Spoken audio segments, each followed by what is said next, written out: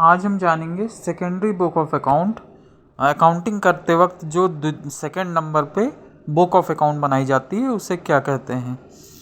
तो देखिए, secondary book of account mainly तो लेज़र ही होता है, लेज़र कहते हैं, LEDGER, लेज़र। लेज़र हिंदी में इसको बही खाता या खाता बही कहा जाता है। ये एक मोटा सा रजिस्टर होता है जिसमें लिखा पढ़ी का सेकेंडरी लिखा जाता है इसमें। तो अब हम जानेंगे सेकेंडरी बुक ऑफ अकाउंट के बारे में। किस चीज़ के बारे में? सेकेंडरी बुक ऑफ अकाउंट के बारे में। सेकेंडरी बुक ऑफ अकाउंट के तहत हमारा दो चीज़ें आती हैं। पहला लेज़र, इसमें दो चीज़ें, पहला लेज़र और दूसरा जो होता है उसको कहते हैं सब्सिडरी बुक्स। इसको सहायक बहियां भी कहा जाता है, सब्सिडरी बुक ऑफ अकाउंट्स को, और लेज़र को बही खाता या खाता बही के नाम से हम जानते हैं। अब जानते हैं मेनली तो लेज़र होता है, और जो सब्सिडरी बुक ऑफ अकाउंट होते हैं इसमें कई सारे बुक्स बनाई जाती हैं, जैसे परचेज बुक, पहला परचेज बुक, या परचेज़ की ज़्यादा एंट्री हो गई तो परचेज़ बुक बना दिया, सेल्स की ज़्यादा एंट्री हो गई तो सेल्स बुक्स बना दिया, डेटर्स की ज़्यादा एंट्री हुई डेटर्स बुक, क्रेडिटर्स की ज़्यादा एंट्री हो गई तो क्रेडिटर्स बुक्स।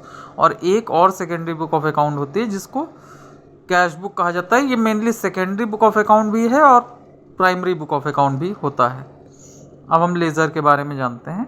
लेज़र या खाता बही किस तरीके का होता है। लेज़र या खाता बही बनाने में जब उसमें कोई भी चीज़ हम लिखते हैं लेज़र रजिस्टर में तो उसको लेज़र पोस्टिंग या खतौनी के नाम से जाना जाता है। अच्छा, ये सारा काम किस चीज़ के अंतर्गत होता है? ये सारा काम होता है जो है समराइजेशन प्रोसेस के अंतर्गत। किस चीज़ के अंतर्गत? समराइजेशन नाम की प्रोसेस के अंतर्गत किया जाता है ये सारा काम लेज़र बनाने का।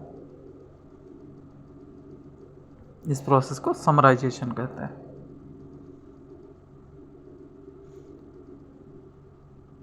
ये रहा लेज़र का फॉर्मेट। कितने कॉलम होते हैं इसमें?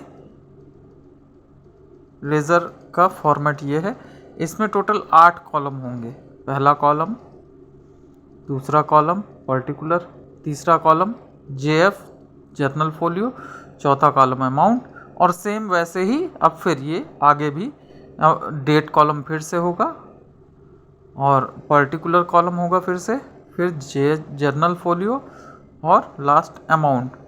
देखिए बीच से ये दोनों तरफ सेम एज कॉलम है, डेट पर्टिकुलर, JF और अमाउंट है ना।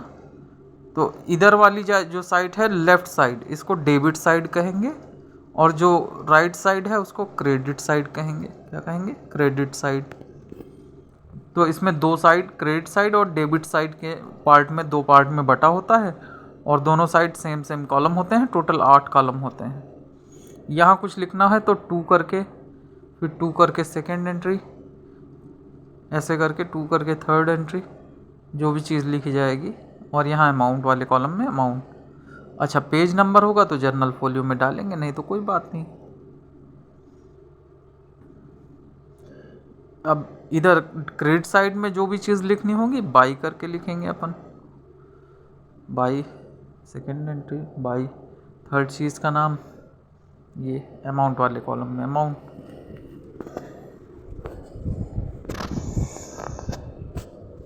हमने अमाउंट वाले कॉलम में अमाउंट चढ़ा दिया। अब इसमें देखिए हम क्या करेंगे, टोटल करेंगे। इधर की साइड का टोटल कर लेंगे और इधर की साइड का टोटल, डेबिट और क्रेडिट दोनों साइड का टोटल कर लेंगे सारी चीज़ें लिखने के बाद। अब देखिए किस साइड का अमाउंट बड़ा है। मान लिया मैंने इधर का डेबिट साइड का अमाउंट बड़ा है, क्रेडिट साइड का अमाउंट छोटा है। अब दोनों का जो डिफरेंस होगा उसको यहाँ बाई करके बैलेंस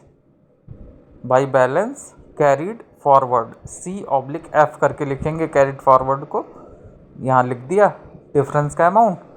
अब दोनों साइड बराबर हो गए होंगे तो टोटल करके दोनों साइड को बराबर कर देंगे।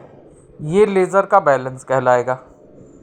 अच्छा, मान लिया हमारी इधर की साइड बड़ी है, कौन सी, क्रेडिट साइड वाली, तो डेबिट साइड की अमाउंट छोटी है, तो इधर 2 करके बैलेंस कैरीड फॉरवर्ड कर देंगे, कैरीड फॉरवर्ड C/F, और यहाँ अमाउंट वाले कॉलम में डिफरेंस का अमाउंट लिख देंगे। अब दोनों साइड को टोटल कर लेंगे, टोटल बराबर आ जाएगा।